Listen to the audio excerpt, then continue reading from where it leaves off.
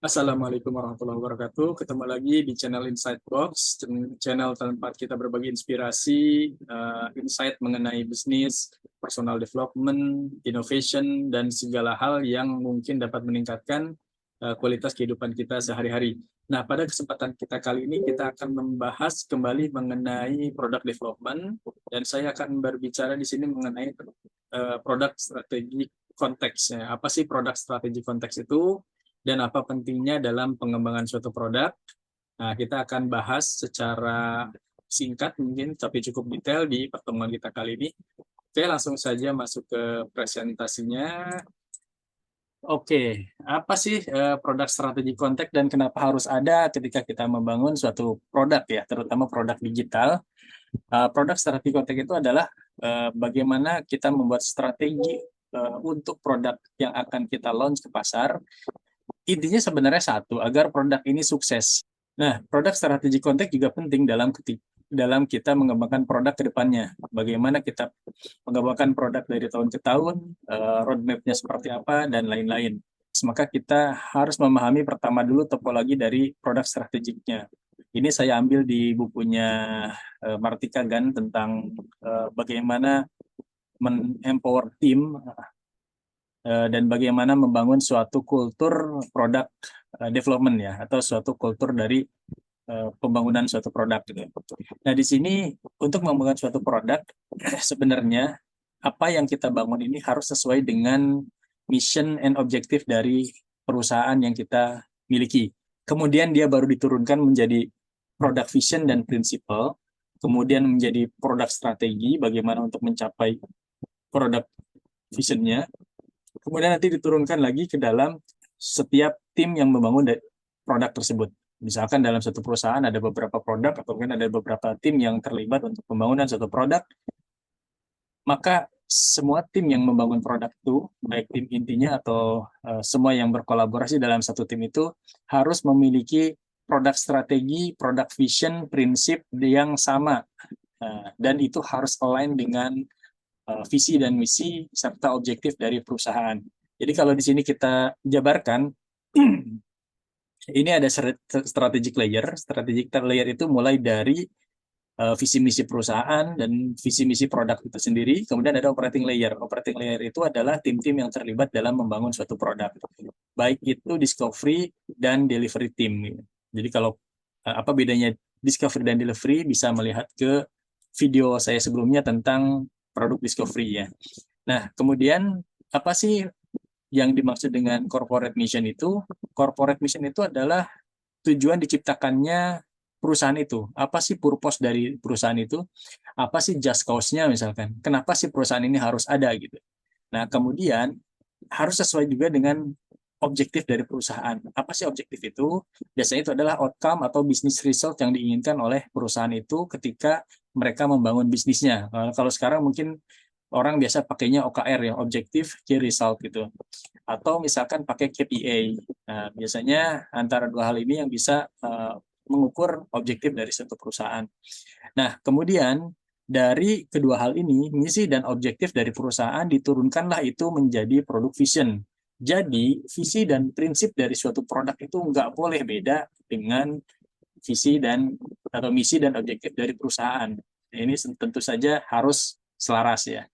Nah, kalau produk vision itu apa? Produk vision itu merupakan visi produk di mana itu membuka jalan untuk tim produk mendeliver apa yang diinginkan dari misi dari perusahaan itu sendiri misalnya. Produk vision itu sama, hampir sama seperti misi perusahaan. Jadi apa sih yang ingin dicapai? Apa yang ingin dicapai oleh produk ini? Nah, ini biasanya yang namanya produk vision itu harus ambisius, compelling, dan inspiring. Jadi kalau produk visi dari perusahaan atau misalnya produk visi produk itu harus menginspirasi tim yang membangun produk itu dan customer yang menggunakan produk itu juga. Nah, kemudian harus juga dibarengi oleh produk principle. Nah, prinsip-prinsip yang dimiliki oleh produk yang kita bangun. Apa sih prinsip-prinsipnya itu? Prinsip-prinsip itu seperti batasan atau pagar-pagar yang kita buat agar produk ini bisa mencapai visinya, bisa mencapai misinya, dan tidak melenceng dari jalurnya. Nah, jadi prinsip itu seperti nilai-nilai atau kepercayaan yang dimiliki oleh produk tim. Nah, kemudian ada produk strategi. Produk strategi ini sebenarnya menyambungkan antara objektif dari company atau perusahaan dengan produk vision-nya gitu. Jadi produk visi itu kan tadi gimana cara mendeliver company mission, sedangkan produk strategi itu adalah bagaimana menyambungkan objektif dari perusahaan dengan visi dari produk. Nah, jadi ini adalah jalannya gitu. Nah, ke semua hal ini harus mendasari atau harus dipegang oleh setiap tim yang membangun produk. Kita bahas satu persatu mungkin. Pertama itu apa sih itu visi gitu.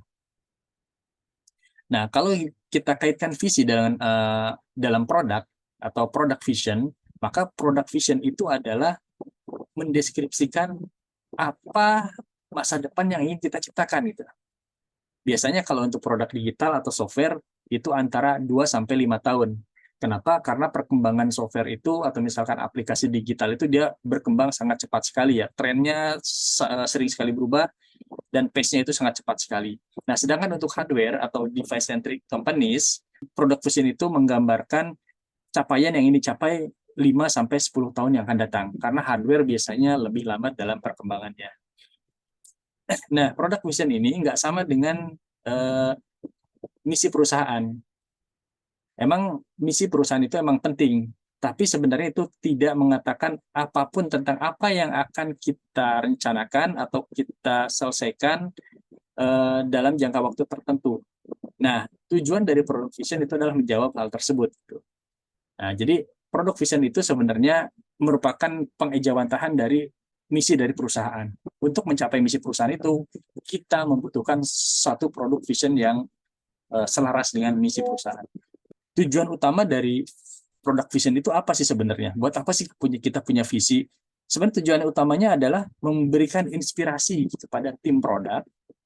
Jadi mengomunikasikan visi itu untuk menginspirasi tim produk ketika membangun produknya. Visi ini juga dibagikan kepada stakeholder, investor, partner, dan tentu saja adalah customer. Ketika visi ini tersampaikan dengan baik, tim produk akan lebih semangat dalam pengembangannya, stakeholder akan lebih optimis, investor akan lebih senang, partner akan lebih bahagia, dan customer yang menggunakan produk yang kita bangun otomatis akan merasa terpuaskan dengan produk yang ada gitu. Karena visinya jelas. Apalagi kalau visinya itu sangat menginspirasi, orang akan dengan bangga menggunakan produk yang kita hasilkan. Jadi di sini poin pentingnya adalah visi dari produk itu harus menginspirasi. Nah, ini ada beberapa prinsip yang harus dipegang ya. Ini saya ambil juga dari bukunya Marty Kagan, The Inspired. Jadi bagaimana cara membangun produk yang dicintai customer. Ada beberapa prinsip dalam pengembangan visi produk. Pertama itu adalah mulailah dengan pertanyaan mengapa. Mengapa sih produk ini diciptakan gitu kan misalnya. Pertanyaan mengapa itu akan menghasilkan jawaban yang fundamental itu atau yang memberikan inspirasi biasanya. Nah, di sini gagasannya adalah bagaimana kita menggunakan visi produk ini untuk mengartikulasi tujuan yang ingin kita capai itu. Tujuan yang ingin dicapai oleh produk dan tujuan yang ingin dicapai oleh perusahaan. Yang kedua adalah jatuh cintalah pada problem, jangan pada solusi. Karena apa? Ketika kita membangun suatu produk, kita pasti akan melakukan beberapa kali validasi. Ketika kita sudah mengetahui problemnya customer apa, dan kita melakukan validasi, ternyata hasil validasinya negatif misalkan, maka kita jangan bertahan dengan solusi yang ada. Tapi kita tetap fokus ke problem yang akan kita selesaikan, mungkin kita menghasilkan beberapa solusi yang nanti kita validasi lagi dengan market. Tapi ketika misalkan kita terlalu jatuh cinta dengan solusi, bisa jadi kita mengutak-atik solusinya sehingga menjauh dari problem yang ingin diselesaikan dari customer gitu. Kemudian jangan takut untuk berpikir besar dengan visi ini. Nah, seringkali visi produk yang diciptakan itu tidak cukup ambisius. Nah, misalkan orang membuat visi produk hanya untuk 2 atau 6 bulan ke depan, atau misalkan 1 tahun ke depan. itu tidak cukup substansial untuk menginspirasi siapapun itu. Kalau kita membuat visi produk yang mudah tertebak, itu bukan visi namanya. Kemudian jangan takut untuk mendistract diri kita sendiri. Soalnya kalau kita nggak mendistract diri kita sendiri atau misalnya produk kita sendiri, orang lain bakal mendistract itu. Nah, contohnya misalkan ketika Disney membangun channel streamingnya, dia mendistract produk film layar lebarnya sebenarnya. Tapi mereka berani, sehingga sekarang masih ada Disney Channel yang mungkin menguntungkan sampai sekarang ini gitu. Jadi jangan sampai kita menghindari upaya disrupsi dengan produk visi dalam produk vision kita untuk melindungi apa yang sebenarnya sudah baik sekarang. Karena kita nggak tahu gitu. Yang sudah baik sekarang belum tentu baik di 6 bulan ke depan, di 1 tahun ke depan gitu. Jadi kalau bukan kita yang mendistrupsi atau mengganggu apa yang existing solution yang ada sekarang, bisa jadi orang lain yang akan melakukan hal itu. Dan kita akan tergerus oleh disrupsi yang dilakukan oleh pesaing. Yang kelima adalah visi produk harus menginspirasi. Ini adalah poin penting yang selalu diulang-ulang. Ingatlah kita bahwa visi ini dibutuhkan untuk memberikan semangat kepada organisasi, kepada tim yang menciptakan produk ini, sehingga mereka memiliki semangat untuk mengembangkan produk ini sebaik mungkin. Jadi, jika visi produk ini menginspirasi, ini bisa menghasilkan tim produk yang bertindak seperti misionaris, yang dia dengan sukarela, dengan senang hati, dengan bahagia menyebarkan visi dari produk yang dibangun. Kemudian yang keenam, tentukan dan rangkul tren yang sedang relevan dan bermakna sekarang ini. Nah, terlalu banyak sebenarnya perusahaan-perusahaan yang kalau kita lihat tuh mengabaikan tren terlalu lama gitu. Sebenarnya nggak terlalu sulit untuk mengidentifikasi tren apa yang sedang penting. Yang sulit adalah bagaimana kita membantu organisasi atau tim kita untuk memahami tren tersebut gitu. Sehingga sebenarnya tren ini kita bisa gunakan oleh produk kita untuk memecahkan masalah pelanggan yang baru gitu. Jadi kita bisa leverage produk kita untuk sesuai dengan tren yang sedang berlangsung, dan mungkin tren itu akan sejalan dengan produk yang sedang kita bangun. Yang ketujuh, meluncurlah ke tempat tujuan tertentu, bukan balik lagi ke tempat semula. Elemen penting dari visi produk adalah mengidentifikasi hal-hal yang berubah, tapi juga mengidentifikasi hal-hal yang tidak berubah gitu. Dalam misalkan kerangka waktu visi kita tadi misalkan 5-10 tahun. Nah, beberapa visi produk mungkin sangat optimis ya, tapi tidak realistis. Nah, tentang hal-hal yang mungkin akan cepat berubah. Ada juga yang mungkin terlalu konservatif. Nah, ini yang harus kita jadikan trade-off, bagaimana kita mengatasi hal-hal yang berubah dan tidak berubah ini dalam visi produk kita. Yang kedelapan, keras kepala lah dalam visi, tapi fleksibel di detailnya. Ini adalah prinsip yang dipegang juga mungkin oleh Jeff Bezos ya, foundernya Amazon. Terlalu banyak dari produk tim yang membuat visi produk terlalu kaku gitu. Dia terlalu kaku sehingga tidak bisa berubah seiring dengan tren dan lain-lain.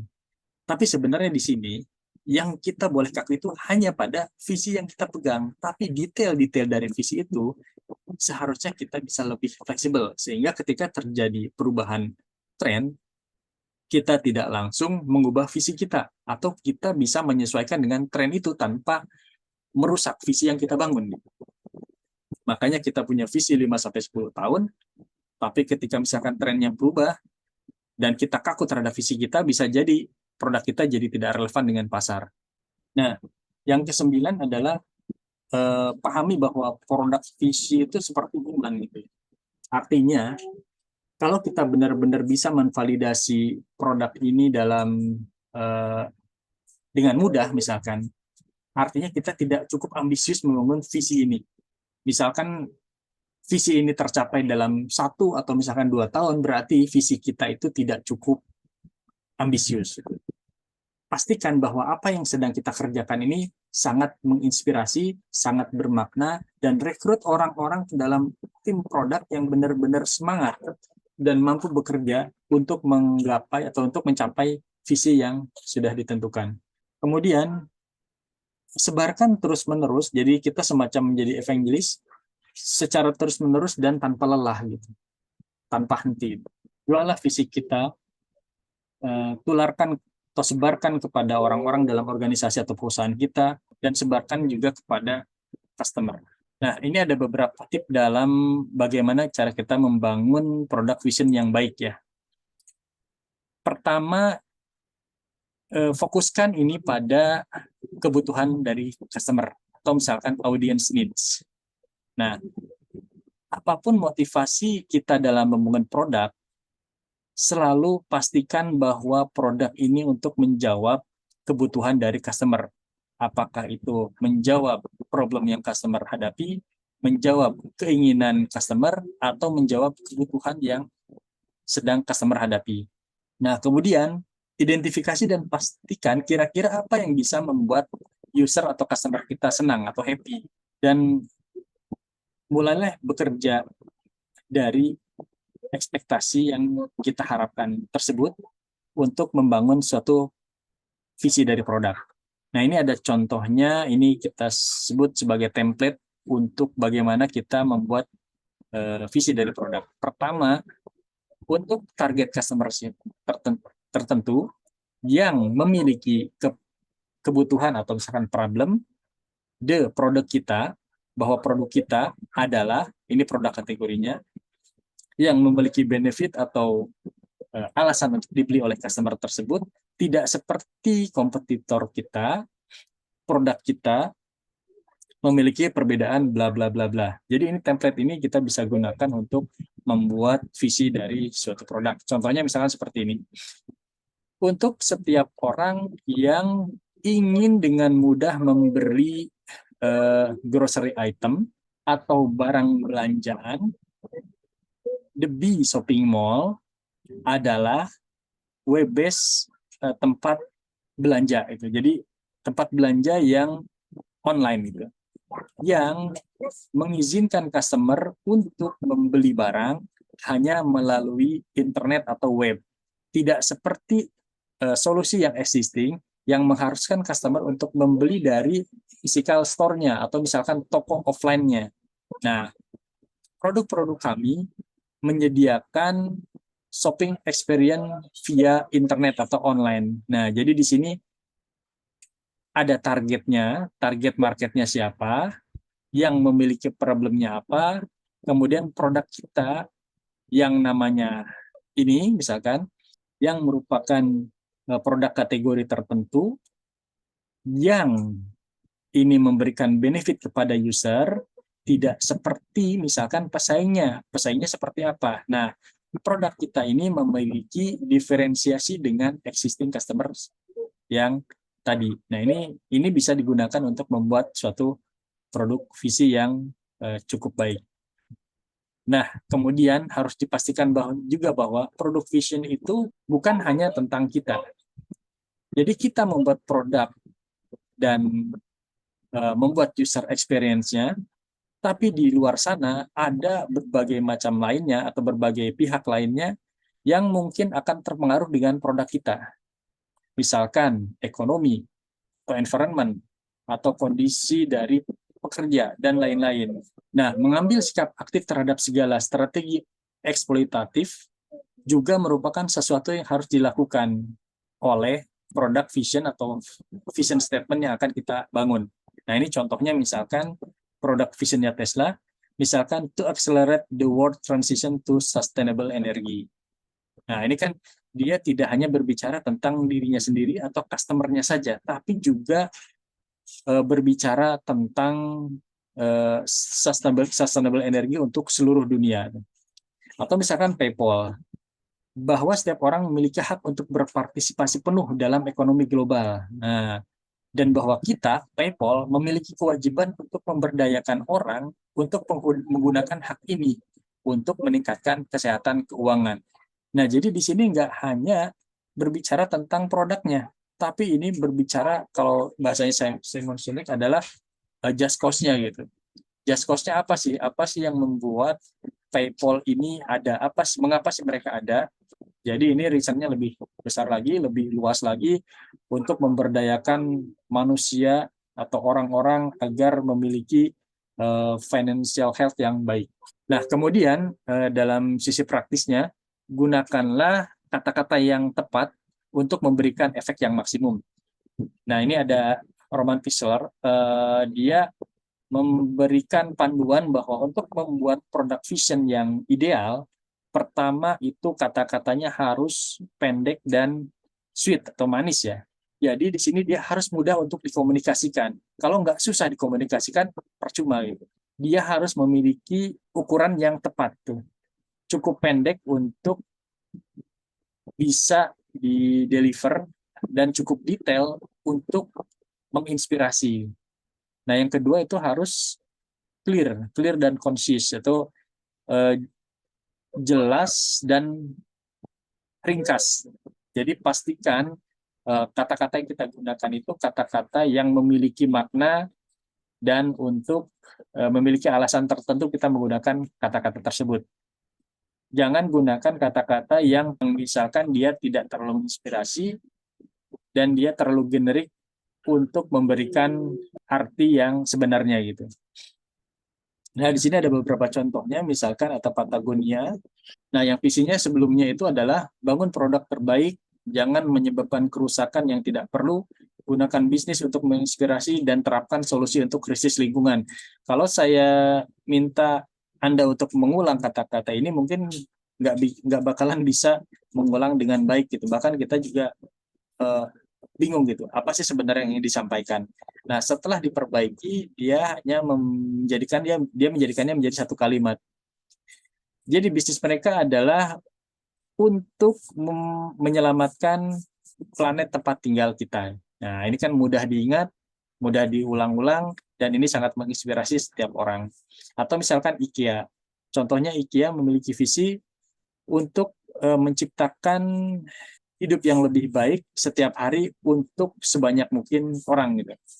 Nah, atau misalkan TEDx yang lebih ringkas lagi, dia untuk menyebarkan ide gitu. Wah, ini kan langsung terbayang lah. Jadi ketika orang menyebutkan misinya ini, kita terbayang dengan TED gitu. Ya, TED kan merupakan empat orang berbagi ide-ide antara satu profesional misalkan dengan profesional yang lainnya dan lain-lain gitu. Jadi ketika kita membayangkan atau membacakan misi ini, kita langsung terbayang dengan TED itu. Atau ketika kita membaca tentang visinya IKEA, maka kita akan langsung terbayang IKEA gitu. Jadi visi itu menggambarkan DNA-nya dari produk yang di-deliver. Nah, mungkin ini Prezi. Prezi juga merupakan tools untuk presentasi. Jadi to reinvent how people share knowledge. Menemukan kembali bagaimana cara orang menyebarkan pengetahuannya, menceritakan story-nya, dan bagaimana mereka menginspirasi orang untuk bertindak. Nah, jadi ketika kita baca ini, kita langsung kebayang apa yang dilakukan oleh Prezi. Ya. Jadi, buatlah visi itu pendek, kemudian jelas, dan ringkas atau padat. Sehingga menginspirasi, mudah diingat, dan ketika dibacakan itu menggambarkan DNA dari produk yang di-deliver. Ada hal yang lainnya yang bisa kita lakukan, mungkin kita membuat product vision board. Nah, pertama product vision board itu untuk memetakan apa saja yang perlu kita kemukakan dalam kita membangun visi dari produk kita. Ini sebenarnya mirip dengan yang dipaparkan di awal, bagaimana kita membuat pernyataan produk visi. Nah, kalau di sini kita buat menjadi sebuah product vision board. Yang pertama harus ada itu adalah visionnya sendiri. Apa sih tujuan dari diciptakannya produk ini? Kemudian apa sih hal positif yang akan dihasilkan atau dibawa oleh produk ini? Kemudian tentukan target atau grup customer-nya. Market mana sih atau market segmen mana yang akan kita sasar dan siapa customer dan user-nya itu. Kemudian needs-nya. Needs-nya itu apa sih problem atau kebutuhan customer yang mau kita solve gitu. Dan bagaimana keuntungan atau benefit yang diciptakan atau di-provide oleh produk kita. Kemudian produknya sendiri. Ini produk apa gitu. Dan apa yang membuatnya menonjol. Dan apakah produk yang kita bangun itu visible untuk dibuat gitu misalkan.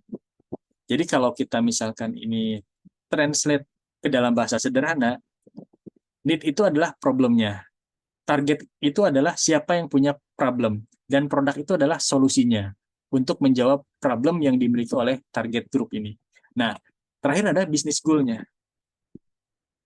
Nah, bagaimana produk ini akan memberikan keuntungan bagi perusahaan? Karena ujung-ujungnya adalah produk ini harus menghasilkan keuntungan bagi perusahaan. Percuma kita bisa membangun produk, kita bisa menjawab kebutuhan customer dengan solusi produk yang kita ciptakan, tapi tidak menghasilkan bisnis, misalkan. Misalkan kita membangun cost produknya terlalu tinggi, misalkan, sehingga revenue-nya tidak ada, yaitu tidak menghasilkan sesuatu yang positif bagi bisnis kita atau bisnis goal kita.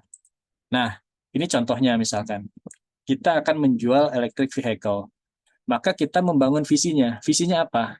Misalkan menjadi pemimpin dalam membangun electric car charging network di seluruh dunia misalkan. Purpose-nya apa? Tujuannya apa dari dibangunnya produk ini? Misalkan untuk menyediakan stasiun pengisian bahan bakar elektrik car yang gratis di sebanyak mungkin lokasi yang akan menghasilkan udara yang lebih bersih, carbon footprint yang lebih rendah, dan misalkan cost untuk perjalanan yang lebih rendah gitu karena menggunakan bahan bakar listrik gitu. Nah, kemudian apa sih perubahan positif yang dibawa dari produk yang kita bangun?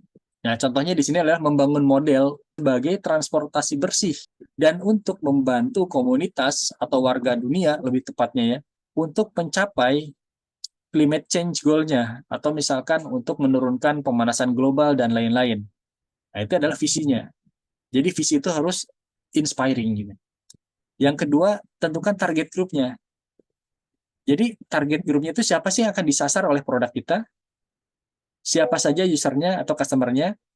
Nah, di sini contohnya adalah produk target marketnya adalah existing potensial electric vehicle user atau driver atau orang-orang yang udah punya mobil-mobil listrik gitu kan. Nah, kemudian apa sih problem yang berusaha kita solve dengan adanya produk kita ini? Problemnya itu adalah kesulitan yang dialami oleh para pemilik mobil listrik untuk menemukan charging station.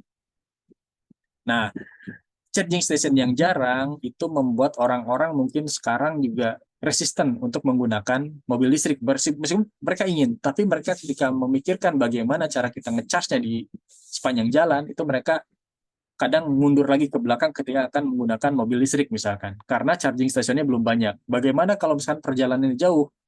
Nah, di sini needs atau misalkan problem yang dialami oleh para pemilik mobil listrik akan terjawab dengan produk yang kita sediakan. Jadi ini adalah produknya dan ada charging station ya. Jadi bukan electric vehicle-nya. Nah, kemudian produknya apa? Apa sih produknya? Produknya adalah unique EV charging station. Nah, apa yang membuatnya menonjol? Nah, ini produk ini dia memiliki partner yang luas dari US, Kanada, dan Meksiko. Jadi dia menyebar kemana-mana sehingga dia bisa membuat charging station ini di sebanyak mungkin tempat yang dilalui oleh kendaraan listrik. Dan mereka sudah men-assess bahwa produk ini secara teknologi visible untuk dikembangkan terus-menerus dan ini bisa digunakan untuk semua electrical atau universal for all electric vehicle gitu. Nah, business goals-nya apa? Bagaimana sih produk ini menghasilkan keuntungan bagi company gitu. Jadi tujuannya di sini adalah mereka memiliki EV charging station di sebanyak mungkin lokasi.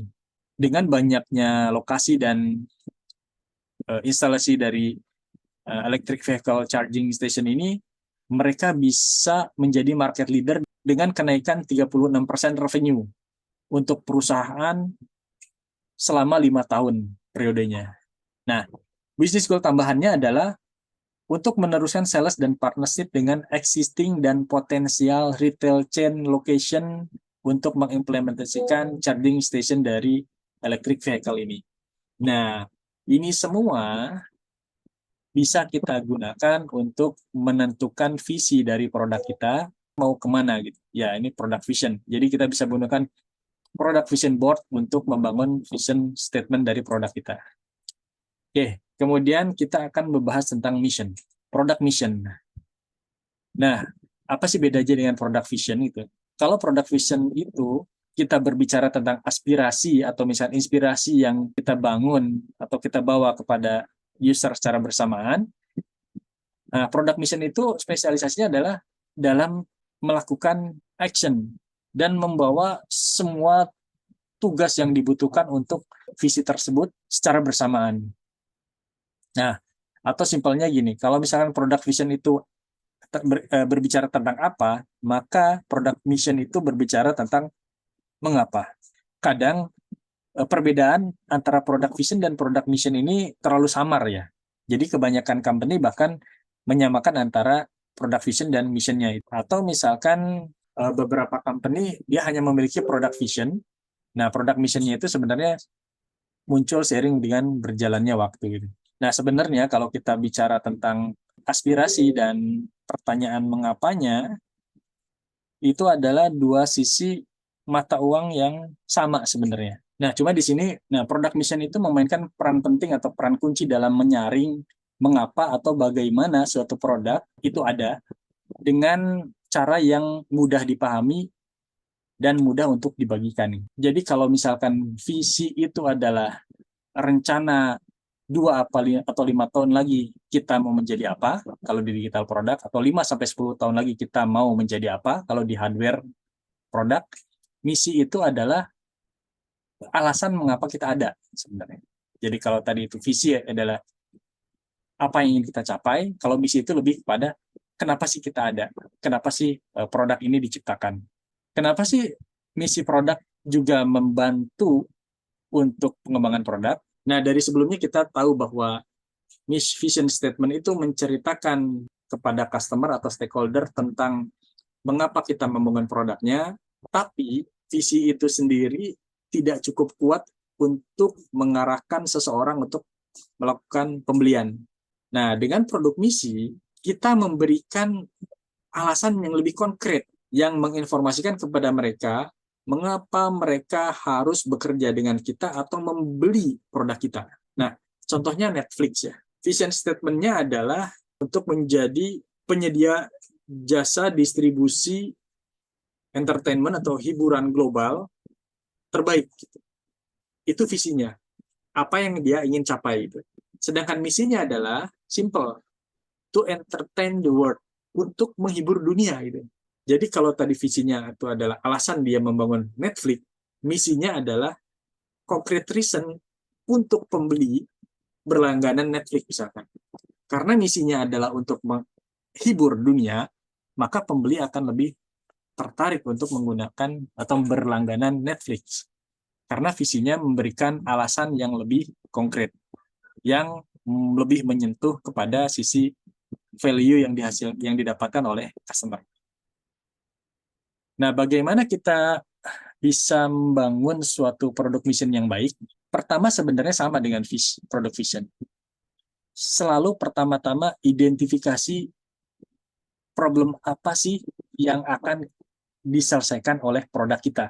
Apa sih pain point yang akan kita hilangkan dari customer kita dengan produk yang kita deliver. Nah, di sini misi dari produk kita itu harus jelas artikulasinya, bagaimana produk ini menyelesaikan problem dari customer. Contohnya, misi dari Google adalah untuk mengorganisasi informasi dunia dan membuatnya mudah diakses dan berguna secara universal. Jadi ini problemnya adalah kita punya banyak informasi di internet yang lebih banyak mungkin dari informasi yang sudah ada sebelumnya. Customer punya problem bagaimana mengorganize, bagaimana kita bisa mengakses informasi ini.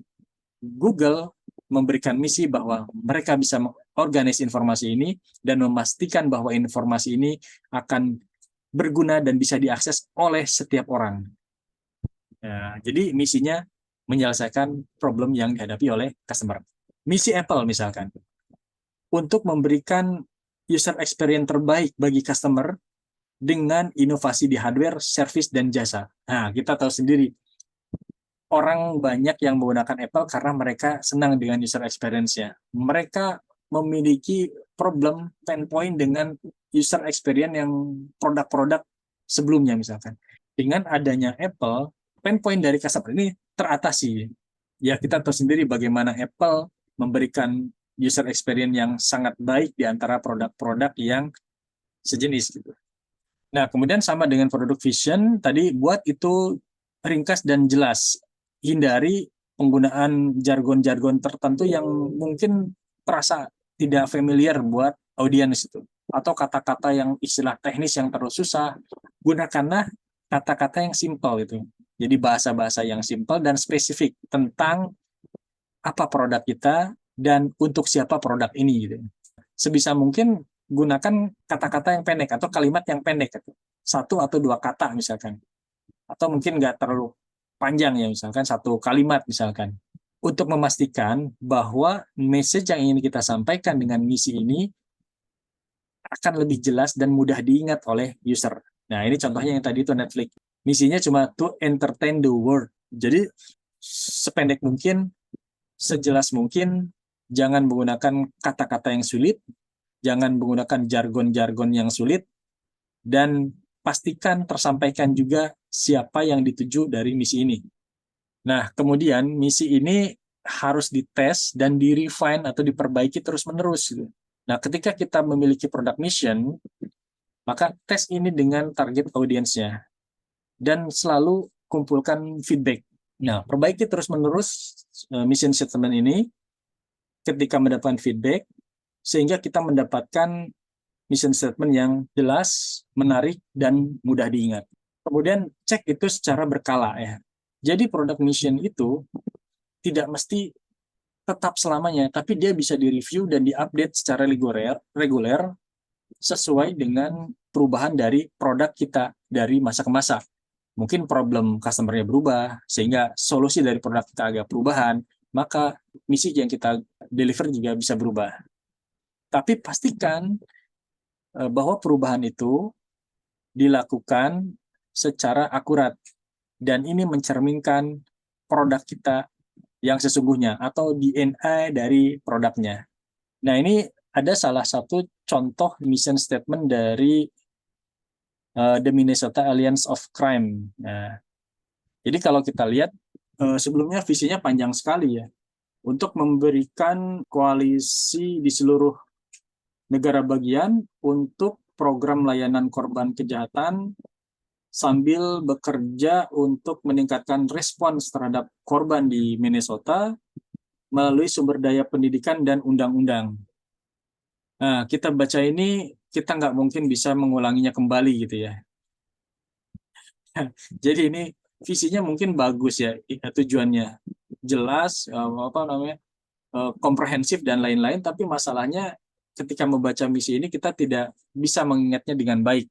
Nah, apa gunanya misi yang tidak bisa kita ingat? Gitu. Ketika kita tidak bisa mengingat misinya, apalagi kita mengingat produknya, misalkan ya akan diwakil oleh misi tersebut. Nah, visi yang terbarunya atau setelah direvisi membuat visi yang lebih ringkas dan mudah dipahami.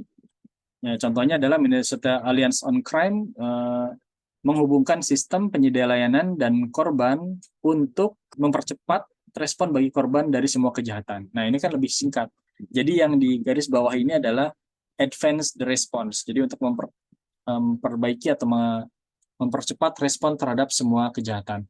Nah, hal-hal seperti ini perlu kita perhatikan ketika kita membangun visi atau misi produk.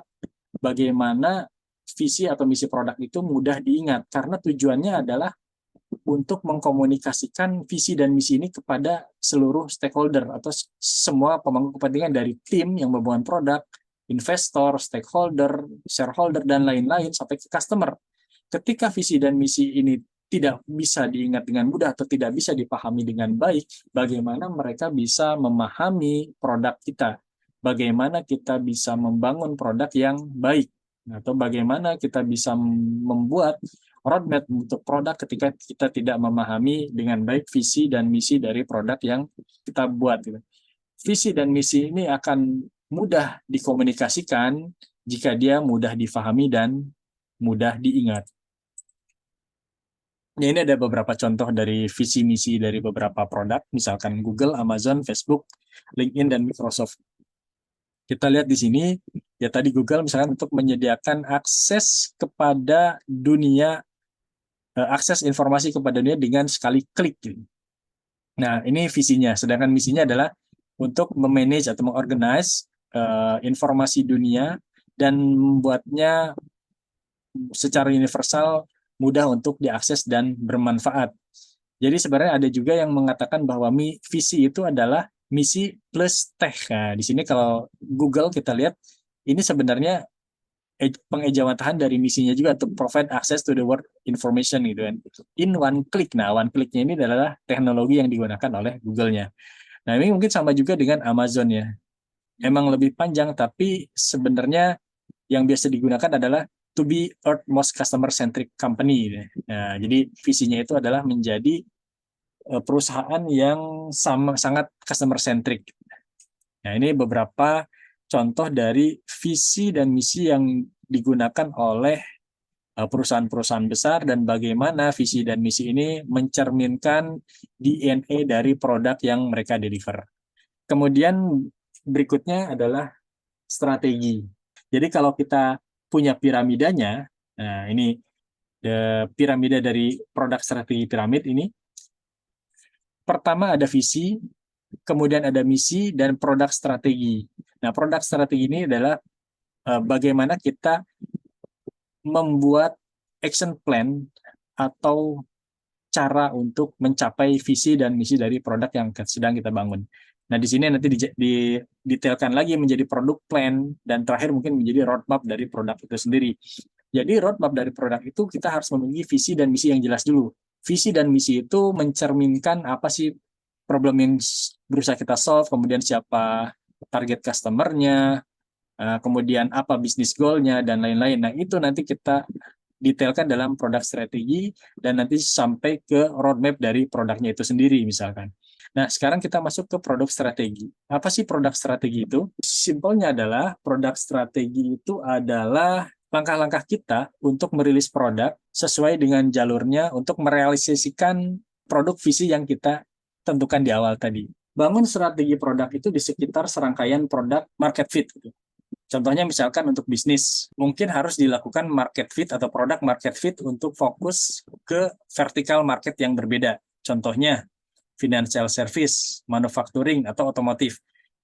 Atau kalau misalkan perusahaan kita itu adalah consumer focus, kita melakukan produk market fit ke sekitar customer, misalkan dengan customer yang berbeda, atau misalkan user persona yang berbeda gitu. Nah, ini contohnya bagaimana cara kita membuat produk strategi. Nah, sebenarnya kalau kita analogikan, perbedaan antara visi dan strategi itu seperti perbedaan antara good leadership dan good management. Jika leadership itu menginspirasi dan mengarahkan, manajemen itu tujuannya adalah bagaimana membantu agar kita bisa sampai ke sana. Gitu. Jadi inspirasi atau arahnya kemana, itu diarahkan oleh product vision. Nah, cara untuk mencapai ke sananya itu dilakukan oleh produk strategi. Nah, di sini dijelaskan kembali atau ditegaskan kembali bahwa visi dari produk itu harus menginspirasi. Sedangkan produk strategi itu harus fokus. Nah, di sini ada dua hal yang harus kita perhatikan. Produk vision itu harus menginspirasi, sedangkan produk strategi itu harus fokus, karena dia yang menentukan jalan bagaimana kita mencapai produk vision. Ada beberapa prinsip yang harus dilakukan untuk mencapai atau membuat produk strategi yang baik. Pertama, fokus pada satu target pasar atau persona pada satu tertentu. Jadi jangan coba untuk menyenangkan semua orang dalam satu rilis misalkan. Fokus saja pada satu target, pada satu pasar, pada satu persona. Jadi target marketnya harus jelas. Jangan untuk semua orang. Kita mungkin yakin bahwa produk kita itu bisa digunakan oleh semua orang atau beberapa persona. Tetapi yang pertama harus kita lakukan adalah kita memastikan bahwa setidaknya produk kita akan dicintai atau disukai oleh beberapa target market. Validasi dulu di market yang kecil atau di target tertentu, baru mungkin nanti kita bisa extend lagi ke target market lainnya. Tapi harus pastikan dulu bahwa produk kita itu diminati oleh minimal satu target market. Nah, yang kedua adalah produk strategi itu perlu diselaraskan dengan bisnis strategi. Jika visi dimaksudkan untuk menginspirasi organisasi, maka untuk menghasilkan solusinya tergantung dengan strategi bisnis yang kita lakukan. Contohnya misalkan, jika misalkan dalam strategi bisnis itu ada perubahan dalam bagaimana cara kita monetize-nya atau bagaimana model bisnisnya, maka produk strategi juga perlu diselaraskan dengan perubahan tersebut. Gitu. Nah, yang ketiga adalah pastikan juga bahwa produk strategi itu selaras dengan penjualan atau strategi penjualan dan go to market strateginya. Jadi misalkan kita memiliki strategi penjualan baru atau misalkan saluran pemasaran baru, kita perlu pastikan bahwa strategi produk kita selaras dengan saluran baru tersebut misalkan, atau channel baru tersebut. Karena saluran penjualan baru atau misalkan strategi go to market yang baru, itu bisa berdampak luas pada produk yang kita hasilkan. Dan yang keempat, selalu terobsesi dengan pelanggan, bukan pesaing. Nah, ini kebanyakan perusahaan biasanya melupakan strategi produk mereka begitu mereka menghadapi persaingan serius. Mereka panik, kemudian mengejar pesaing mereka, dan mereka tidak fokus lagi pada pelanggan mereka. Ya, emang kita tidak bisa mengabaikan ya persaingan di pasar, tapi kita juga harus ingat bahwa pelanggan jarang meninggalkan kita untuk pesaing kita jika produk kita tetap menjawab persoalan pelanggan. Mereka meninggalkan kita biasanya karena kita berhenti memperhatikan mereka itu. Kita berhenti mendengarkan mereka, maka mereka biasanya meninggalkan kita itu. Yang terakhir ini yang paling penting, selalu komunikasikan strategi produk ini ke seluruh organisasi. Jadi percuma kalau misalnya strateginya kita buat, tapi ini tidak pernah dikomunikasikan ke seluruh organisasi. Nah, selanjutnya adalah produk prinsipal. Selain produk strategi, kita juga harus punya produk prinsipal. Prinsip itu adalah sesuatu yang dipegang secara teguh oleh seseorang misalkan. Misalkan saya punya prinsip bahwa saya harus jujur, saya nggak mau berbuat culas, saya tidak mau berbohong. Nah, itu adalah prinsip-prinsip yang dimiliki oleh seseorang. Nah, produk juga punya prinsip. Nah, jika visi produk itu menjelaskan masa depan yang ingin kita capai atau yang ingin kita ciptakan, dan strategi produk itu menjelaskan bagaimana cara kita untuk mencapai visi tersebut, maka prinsip-prinsip produk itu berbicara tentang sifat produk yang ingin kita ciptakan. Nah, jadi di sini prinsip produk itu bukanlah daftar feature, dia juga tidak terkait dengan rilis produk. Gitu. Nah, prinsip-prinsip ini harus selaras dengan visi produk untuk seluruh lini produk. Emang di beberapa hal, gitu, prinsip-prinsip ini bisa menginspirasi beberapa fitur dari produk, tapi bukan itu. Yang pasti adalah prinsip-prinsip produk ini tentang apa yang diyakini penting oleh perusahaan atau tim produk ketika membangun produknya. Nah, contohnya misalkan prinsip-prinsip yang dimiliki oleh Amazon. Amazon kan dia customer centric company ya. Jadi mereka punya prinsip bahwa pelanggan adalah nomor satu gitu. Mereka terobsesi selalu pada pelanggan. Ketika misalkan ada kesalahan yang dilakukan oleh mereka, maka mereka kembali lagi ke prinsip yang mereka pegang bahwa mereka harus mengutamakan pelanggan. Bagaimanapun caranya, even bahwa itu kesalahan itu mereka perbuat atau misalkan kesalahan itu pelanggan yang perbuat, tapi ujungnya adalah bagaimana mereka menciptakan kepuasan kepada pelanggan. Contohnya misalkan ketika Amazon gagal dalam mendeliver suatu produk atau misalkan ya buku lah ya. Kalau misalkan di Amazon Book itu kita pesan buku, kemudian bukunya itu tidak sampai-sampai ke customer, biasanya Amazon langsung mengirimkan buku baru itu tanpa memverifikasi lagi apakah buku itu masih di jalan atau bagaimana. Tapi ketika buku itu terlambat datang customer, dia kirim lagi dengan pengiriman yang cepat, lebih cepat dari biasanya. Nah, bisa jadi bukunya sampai ke customer, kemudian buku yang tadi terlambat datang juga gitu. Nah, itu dari Amazon kenapa melakukan hal itu adalah karena mereka punya prinsip bahwa customer adalah nomor satu buat mereka. Jadi jangan sampai mereka mengecewakan customer itu. Nah, contoh lagi misalkan eBay. Nah, eBay punya prinsip tentang relation antara buyer dan seller ya.